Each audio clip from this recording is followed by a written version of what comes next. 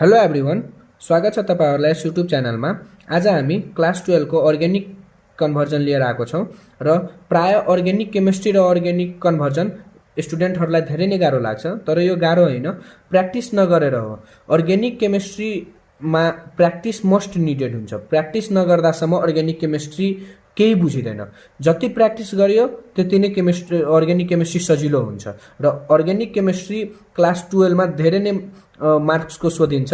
त्यही भएर यसलाई राम्ररी प्र्याक्टिस गर्नु होला र राम्ररी यसलाई त्यो ध्यान दिएर हेर्नु होला यहाँ। र आज हामी बेसिक अर्ग्यानिक कन्भर्जन लिएर आएको छौं। जस्तै अर्ग्यानिक कन्भर्जन गर्ने तीनवटा मेनली हाम्रो कोर्समा तीनवटा तरिकाले गरियो भने सजिलो हुन्छ। छन् त अझै धेरै तरिकाहरू छन्, तर यो तीनवटा तरिकाले अर्ग्यानिक कन्भर्जन सजिलो बनाउँछ। फर्स्टमा हो cyanide substitution method. Cyanide substitution method किन गरिन्छ भने कार्बन नम्बर इन्क्रिज गर्नु पर्यो भने साइनाइड सब्स्टिट्युसन मेथड गरिन्छ। जस्तै कार्बन नम्बर इन्क्रिज गर्नलाई यो साइनाइड सब्स्टिट्युसन मेथड गर्छ। यसको एउटा सिक्वेन्स हुन्छ, जुन सिक्वेन्स फलो गरियो भने यो कार्बन नम्बर इन्क्रिज गर्ने कन्भर्जन सजिलो हुन्छ र धेरै नै सजिलो हुन्छ। एउटा हो होपम्यान्स डिग्रेडेसन। यो किन गरिन्छ भने कार्बन नम्बर डिक्रिज गर्नलाई होपम्यान्स डिग्रेडेसन मेथड गरिन्छ। यस मेथडमा कार्बन नम्बरलाई डिक्रिज गर्न धेरै नै सजिलो, यो मेथडको युज गरेर कार्बन नम्बर डिक्रिज गर्न सजिलो हुन्छ। र अर्को छ terminal to non terminal or vice versa. Terminal to non टर्मिनलमा टर्मिनल भनेको के कुनाको र नन टर्मिनल भनेको बिचको। कुनाकोलाई बिचको र बिचकोलाई कुनाकोमा कन्भर्ट गर्नलाई यो टर्मिनल टु नन टर्मिनल को मेथडको प्रयोग गरिन्छ। अब यो साइनाइड सब्स्टिट्युसन मेथडको सिक्वेन्स के हो, होपम्यान्स डिग्रेडेसनको मेथडको सिक्वेन्स के हो हेरौँ। म तपाईहरुलाई चार्ट हेराउँछु एउटा। यो चार्टमा ध्यान दिएर हेर्नु होला। सबभन्दा पहिला cyanide substitution method carbon number increase गर्नलाई के गर्नुपर्छ। एउटा सबभन्दा पहिला कुनै पनि कम्पाउन्डलाई हेलो एल्किनमा कन्भर्ट गर्नुस्। हेलो एल्किनमा कन्भर्ट गरिसकेपछि के गर्नुस्, अल्कोहोलिक केसियनले त्यसलाई साइनाइड सब्स्टिट्युट गर्नुस् साइनाइड सब्स्टिट्युसन रिएक्सनबाट। अल्कोहोलिक केसियनमा के हुन्छ भने यसले कार्बन नम्बर इन्क्रिज गरिदिन्छ। यसले कार्बन नम्बर के गरिदिन्छ, इन्क्रिज गरिदिन्छ। र यसमा अल्कोहोलिक केसियनले अब यो जस्तै RCS2Cl छ भने यहाँ RCS2CN हुन्छ र यो एउटा CN को कारणले एउटा यसको कार्बन नम्बर इन्क्रिज भयो। र फेरि यसलाई अब कम्प्लिट हाइड्रोलाइसिस गरेपछि कार्बोक्सिलिक एसिडमा जान्छ र पार्शियल हाइड्रोलाइसिस कङ्क HCl ले पार्शियल हाइड्रोलाइसिस गरेपछि अमाइडमा जान्छ अनि यसलाई ALH4 सँग और S2PD लाई हिट रिडक्सन गर्यो भने यसले प्राइमरी अमाइन दिन्छ। यो एउटा सिक्वेन्स हो जसले गर्दा कार्बन नम्बर इन्क्रिज हुन्छ। यो सिक्वेन्स र यो सिक्वेन्स प्र्याक्टिस गर्नुस् र यो रिएजेन्टहरु याद गर्नुस् र यसको कुन कन्डिसनमा कस्तो कन्डिसन एप्लाई गर्नुपर्छ भने त्योहरु नै घोक्नुस्। र अब साइनाइड सब्स्टिट्युसन पछि त्यो होपम्यान्स डिग्रेडेसनमा के गर्ने। होपम्यान्स डिग्रेडेसनको पनि एउटा सिक्वेन्स छ जसले गर्दा कार्बन नम्बर डिक्रिज गर्न सकिन्छ। कार्बन नम्बर डिक्रिज गर्ने एउटा सिक्वेन्स यो हो। कुनै पनि कम्पाउन्डलाई पहिला हेलो एल्केनमा लग्नुस्। हेलो एल्केनलाई एक्वस KOH सँग ट्रिट गरेर जसलाई अल्कलाइन हाइड्रोलाइसिस भनिन्छ त्यसलाई अल्कोहलमा लग्नुस्। यो Cl उडेर जान्छ, OH आउँछ अनि यो अल्कोहललाई अक्सिडाइज गर्छ KMnO4H+ सँग अक्सिडाइज गरेपछि यो अल्डिहाइड दिन्छ र अल्डिहाइडलाई फर्दर अक्सिडाइज गरेपछि यो कार्बोक्सिलिक एसिड दिन्छ। र कार्बोक्सिलिक एसिडलाई पहिला SOCl2 और PCl5 बाट एसिड क्लोराइड बनाउनुस्, किनभने एसिड क्लोराइड बनिसकेपछि त्यहाँ किटोनमा लग्न सजिलो हुन्छ। नत्र यसलाई डाइरेक्ट कार्बोक्सिलिक एसिडलाई NH3 सँग ट्रिट गरेर अमाइड बनाउन सकिन्छ। अनि अमाइड बनाएपछि फेरि जब यो अमाइड आउँछ नि अनि अमाइडलाई एक्वस Br2 र KOH को प्रेजेन्समा यसलाई जब ट्रिट गरिन्छ त्यसलाई जसलाई होपम्यान्स डिग्रेडेसन और होपम्यान्स हाइपोब्रोमाइड रिएक्सन र होपम्यान्स ब्रोमाइड रिएक्सन भनिन्छ। त्यसलाई यसमा के हुन्छ भने यहाँ अमाइडलाई एक्वस Br2 सँग ट्रिट गर्दा अमाइडमा जान्छ। यो C double bond O group उडेर जान्छ, RNH2 ग्रुप मात्र बस्छ। जसमा के हुन्छ एउटा जुन कार्बन नम्बर हुन्छ एउटा कार्बन प्रेजेन्ट हुन्छ यसमा त्यो कार्बन उडेर जान्छ। यसमा यो गर्दा ब्रोमाइड रियाक्सन गर्दा एउटा कार्बन नम्बर डिक्रिज हुन्छ। अनि त्यसपछि यो अमाइनलाई अब अल्कोहलमा लग्नुस्, अल्कोहलमा NO2 plus conc HCl 0 to 5 degree cold कन्डिसनमा यो अल्कोहलमा जान्छ। अनि अल्कोहल पछि फर्दर तपाईँ जुनसुकैमा लग्न सक्नुहुन्छ, फर्दर अक्सिडाइज गरेर अल्डिहाइडमा जान्छ अनि त्यसपछि कार्बोजाइलिक एसिडमा जान्छ। यो भयो साइनाइड सब्स्टिट्युसन मेथड र डोपम्यान्स डिग्रेडेसन, कार्बन नम्बर इन्क्रिज गर्ने तरिका र कार्बन नम्बर डिक्रिज गर्ने तरिका। अब तपाईहरुलाई त्यो टर्मिनल टु नन टर्मिनल र नन टर्मिनल टु टर्मिनल कसरी गर्ने म तपाईहरुलाई त्यो एउटा इक्जाम्पल दिएर बुझाउँछु। अब टर्मिनल टु नन टर्मिनलमा कसरी कन्भर्ट गर्ने, जस्तै 1 क्लोरोप्रोपेन टर्मिनल हो अनि 2 क्लोरोप्रोपेन नन टर्मिनल। अब 1 क्लोरोप्रोपेनलाई 2 क्लोरोप्रोपेनमा कसरी कन्भर्ट गर्ने, त्यसलाई कन्भर्ट गर्न सबभन्दा सजिलो तरिका हुन्छ। जस्तै अब 1 क्लोरोप्रोपेनलाई अल्कोहोलिक KOH सँग ट्रिट गर्नु, यो एक्वस KOH सँग ट्रिट गर्दा डाइरेक्ट OH ग्रुप आउँछ भने अल्कोहोलिक KOH सँग ट्रिट गर्दा यसले अनसेचुरेटेड कार्बन दिन्छ, यसले डबल बोन्ड क्यारेक्टर दिन्छ। अनि यसलाई अब 1 क्लोरोप्रोपेनलाई अल्कोहोलिक KOH सँग गर्दाखेरि यसले CH3CH डबल बोन्ड CH2 दिन्छ। अनि यसलाई अब HCl सँग मार्कोनिकप्स रुल लगाउनुस्। मार्कोनिकप्स रुल तपाईहरुले 11 क्लासमा पढ्नु भएको होला, मार्कोनिकप्स रुल र एन्टी मार्कोनिकप्स रुल। मार्कोनिकप्स रुल्स HCl को प्रेजेन्समा हुन्छ र यसमा यो कम्पाउन्डमा HCl मार्कोनिकप्स रुल लगाएपछि यसमा के हुन्छ, यो क्लोरिन एटम हाइली सब्स्टिट्युटेड कार्बनमा जान्छ भने यो हाइड्रोजन एटम यस्तो कार्बन एटममा जान्छ जहाँ हाइड्रोजन अलरेडी बडी प्रेजेन्ट छ। त्यही भएर यो क्लोरिन यहाँ CH3CHCl यहाँ जान्छ, किनभने यो carbon highly substituted carbon atom हो र यो अब हाइड्रोजन ग्रुप यहाँ अलरेडी हाइड्रोजन बडी भएकोमा जान्छ। यो किन अब फेरि तपाईहरु यो भन्नुहुन्छ कि यसमा किन जाँदैन, यसमा नजानुको कारण किनभने कार्बन जहिले पनि 4 वटा बोन्ड हुन्छ कार्बनमा र यो एउटा बोन्ड योसँग बनायो भने 3 वटा हाइड्रोजन सँग यसको 4 वटा कम्प्लिट छ र यसमा 2 वटा मात्र छ र 2 वटा यहाँबाट बनाएको छ। योमा हाइड्रोजन एटम बडी भयो, त्यही भएर एउटा हाइड्रोजन एटम यसमा जान्छ। यो यसरी 1 क्लोरोप्रोपेनलाई 2 क्लोरोप्रोपेनमा कन्भर्ट गर्न सक्नुहुन्छ। र अब यसको फेरि उल्टो कसरी गर्ने, 2 क्लोरोप्रोपेनलाई 1 क्लोरोप्रोपेनमा कसरी लग्ने, यो टर्मिनल टु नन टर्मिनल भयो भने 2 क्लोरोप्रोपेनलाई 1 क्लोरोप्रोपेनमा कन्भर्ट गर्नलाई त्यसलाई नन टर्मिनल टु टर्मिनल भनिन्छ। अब यो 2 क्लोरोप्रोपेनलाई फेरि तपाईहरु के गर्नुस्, 2 क्लोरोप्रोपेनलाई इक्वल अल्कोहोलिक KOH सँग ट्रिट गर्नुस्, फेरि अल्कोहोलिक KOH सँग ट्रिट गर्नुस्। यसलाई यो फेरि CH3CH डबल बोन्ड CH2 हुन्छ।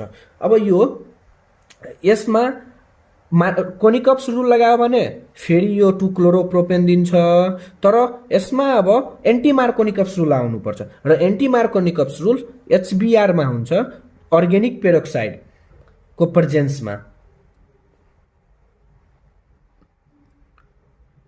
अर्ग्यानिक पेरोक्साइड को प्रेजेन्समा यो एन्टी मार्कोनिकप्स रुल लाग्छ, एन्टी मार्कोनिकप्स रुल। र यो HCl मा लाग्दैन, HCl मा मार्कोनिकप्स रुल मात्र हुन्छ, एन्टी मार्कोनिकप्स रुल HBr मा त्यो पनि अर्ग्यानिक पेरोक्साइड को प्रेजेन्समा हुन्छ।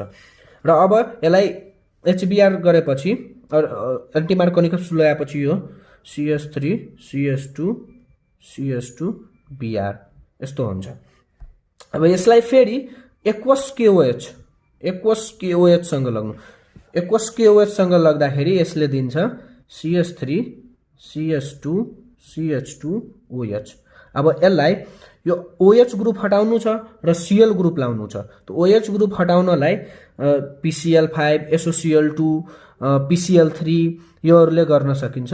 त यसलाई म PCl5 ले गर्छु र यसले CH3CH2CH2Cl यसले यस्तो यो 2 क्लोरोप्रोपेनबाट यहाँबाट 2 क्लोरोप्रोपेनबाट 1 क्लोरोप्रोपेन दिन्छ। यसरी टर्मिनल टु नन टर्मिनललाई र नन टर्मिनल टु टर्मिनललाई कन्भर्ट गर्न सकिन्छ। अब हामी साइनाइड सब्स्टिट्युसन मेथड र होफम्यान्स डिग्रेडेसन मेथडको इक्जाम्पल हेर्छौँ। जस्तै मिथाइलअमाइन टु इथाइलअमाइन अर भाइस वर्सा। मिथाइलअमाइन भनेको मिथ एउटा कार्बन एटम र इथ भनेको दुईटा कार्बन एटम। यो सिक्वेन्स तपाईँहरूलाई थाहा होला, मिथ इथ प्रो ब्युट पेन्ट, जसमा 1 मिथ हुन्छ, सेकेन्डमा इथ हुन्छ। त्यस्तै गरी त्यो सिक्वेन्स सबैलाई थाहै होला। जस्तै गरी अब यो मिथाइलअमाइनको CH3NH2 यो मिथाइलअमाइन भयो र यो CH3CH2NH2 यो इथाइलअमाइन भयो। मिथाइलअमाइनलाई अब इथाइलअमाइनमा कसरी कन्भर्ट गर्ने? सबभन्दा पहिला यो NH2 ग्रुपलाई मैले पहिला नै त्यो चार्टमा भनेको थिएँ कि यो चार्ट हेर्दा एकचोटि अझै चार्ट हेर्नुहोस्। र यहाँ भनेको थिएँ तपाईँहरूलाई यो अमाइनलाई सबभन्दा पहिला हामीलाई या त साइनाइड गर्नुपर्ने, साइनाइड ट्रिटमेन्ट गर्नुपर्ने, सब्स्टिट्युसन गर्नुपर्ने, या त होफम्यान्स डिग्रेडेसन गर्नुपर्ने। यो दुवै गर्नका लागि सबभन्दा पहिला हामीलाई हेलो एल्किन चाहियो। हेलो एल्किनमा कन्भर्ट गर्नुहोस् र त्यसपछि त्यसलाई साइनाइड सब्स्टिट्युसन गर्नुहोस्, या अथवा साइनाइड सब्स्टिट्युसनको सिक्वेन्स फलो गरेर त्यो कार्बन नम्बर इन्क्रिज गर्नुहोस्, अथवा होफम्यान्स डिग्रेडेसनको सिक्वेन्स फलो गरेर कार्बन नम्बर डिक्रिज गर्नुहोस्। त्यस्तै अब यहाँ हेर्नुहोस्, यो NH2 लाई सबभन्दा पहिलो हेलो एल्किनमा अथवा क्लोरो एल्किनमा लग्नु पर्यो। त्यो सबभन्दा पहिला यसलाई अल्कोहलमा लग्नुहोस्। अल्कोहलमा लग्नका लागि यो अमाइनलाई अल्कोहलमा लग्नका लागि NaNO2 plus conc HCl 0 to 5 degree सेल्सियसमा गर्दाखेरि यो CH3OH अल्कोहलमा जान्छ। र यो अब यो अल्कोहललाई तपाईहरू PCl5 और SOCl2 और PCl3 यो कुनै पनि प्रयोग गरेर तपाईँ यसलाई क्लोरो अल्केनमा लग्नुहुन्छ, CH3Cl। अब यहाँबाट साइनाइड सब्स्टिट्युसन रियाक्सन गर्नुहोस्। यसलाई अल्कोहोलिक KCN सँग हिट गर्नुहोस् अनि यसले CH3CN दिन्छ।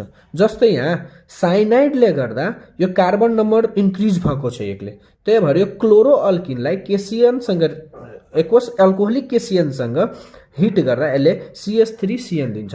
अब तपाईहरुलाई अघि नै मैले भनेको थिएँ कि कम्प्लिट हाइड्रोलाइसिस H2OH+ ले कम्प्लिट हाइड्रोलाइसिस गरेपछि यसले कार्बोजाइलिक एसिड दिन्छ, र पार्शियल हाइड्रोलाइसिस कङ्क HCl सँग पार्शियल हाइड्रोलाइसिस गरेपछि यसले अमाइड दिन्छ, र रिडक्सन जसलाई मेन्डियस रियाक्सन भनिन्छ, लिथियम अल्मुनियम हाइड्राइड सँग रिडक्सन गरेर अथवा H2PD सँग हिट गरेर यसले प्राइमरी अमाइन दिन्छ।